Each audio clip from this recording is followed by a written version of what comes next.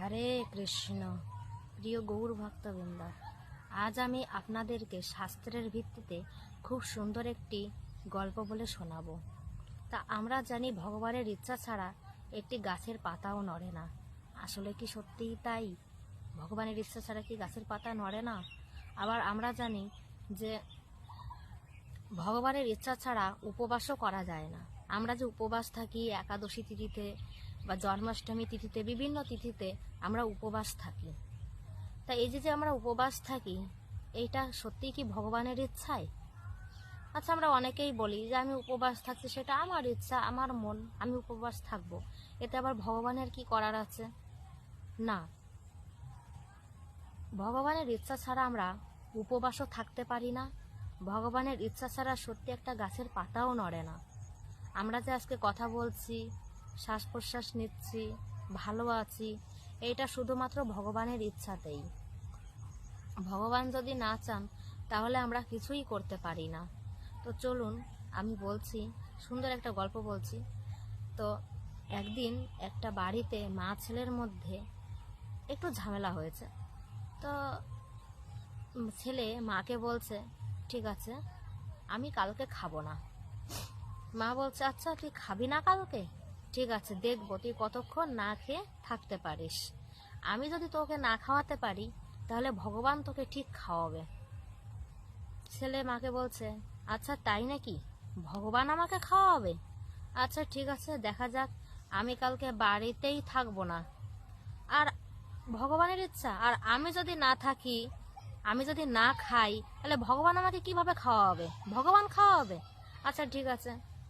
তো ও কি করেছে, ও বাড়ি থেকে বেরিয়ে গেছে।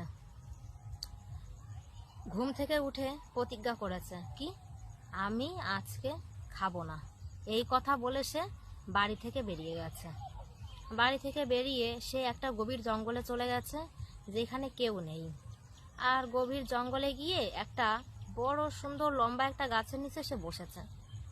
বসে সে চিন্তা করছে, আচ্ছা আমি তো ঘর ছেড়ে এখানে চলে আসলাম, আর একটা গাছের নিচেই বসে আছি। এখন যদি আমার খিদে পায়, আমি যদি বাড়িতে চলে যাই, তখন কি হবে?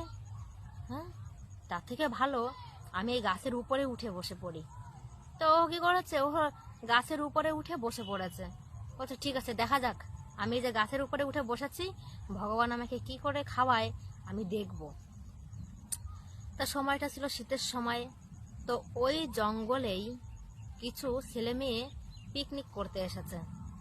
আর পিকনিক করতে এসে ওরা, পিকনিক করতে আসা মানেই সুন্দর সুন্দর রান্না করবে। আর রান্না করছে তো করছে কোথায়, ওই গাছের নিচেই রান্না করতে বসে গেছে সবাই।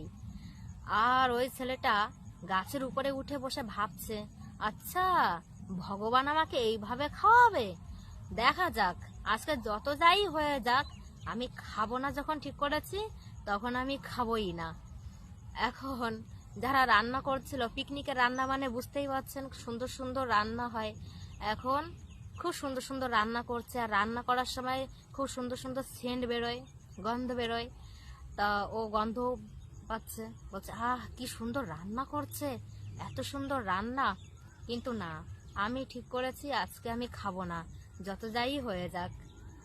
এখন রান্না প্রায় কমপ্লিট। এরই মধ্যে ওই জঙ্গলে, গভীর জঙ্গল, জঙ্গলে বাঘ সিংহ থাকা স্বাভাবিক। তো ওই জঙ্গলের মধ্যে সিংহ গর্জন করে উঠেছে। আর যখনই সিংহ গর্জন করে উঠেছে, তখনই কি হয়েছে, যারা রান্না করছিল ওরা সবকিছু ফেলে রেখে ওই জঙ্গল থেকে পালিয়ে গেছে। আর গাছের উপরে ও একাই বসে আছে। আর সিংহ গর্জন করেছে, গর্জন করে চলে গেছে, সিংহর গাছ সিংহ করে চলে গেছে। আর ওই সময়ই কিছু ডাকাতের দল ওই জঙ্গলের ভেতর দিয়ে হেঁটে যাচ্ছে।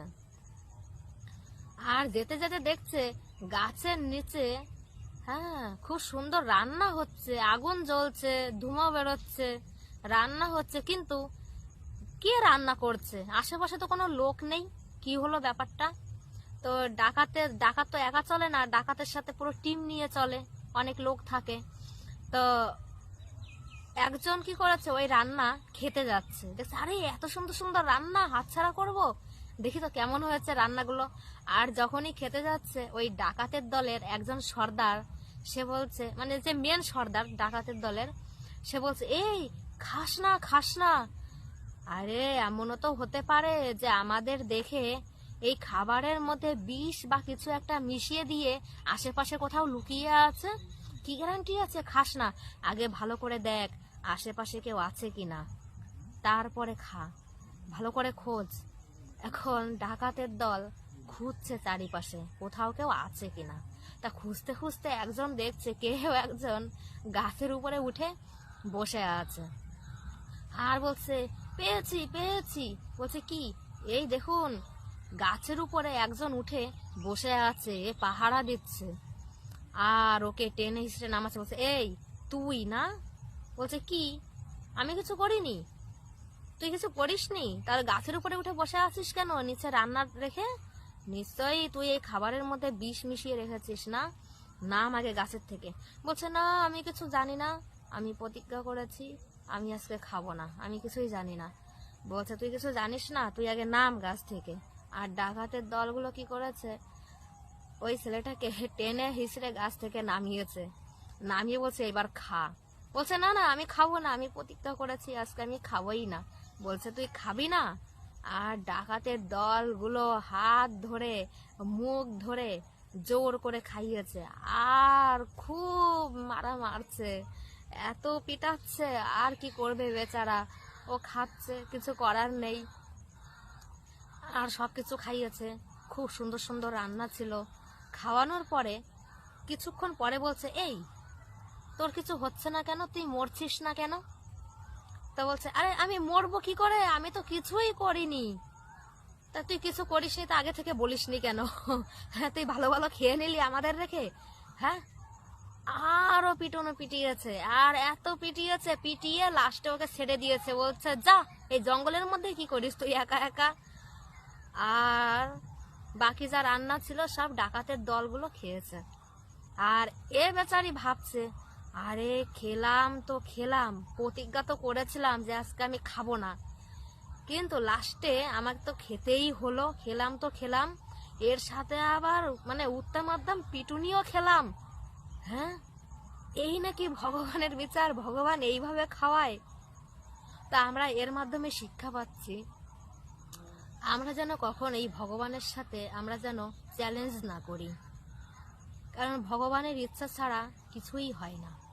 আর আমাদের সবার আগে দরকার ভগবানের প্রতি বিশ্বাস, ভরসা, ভালোবাসা।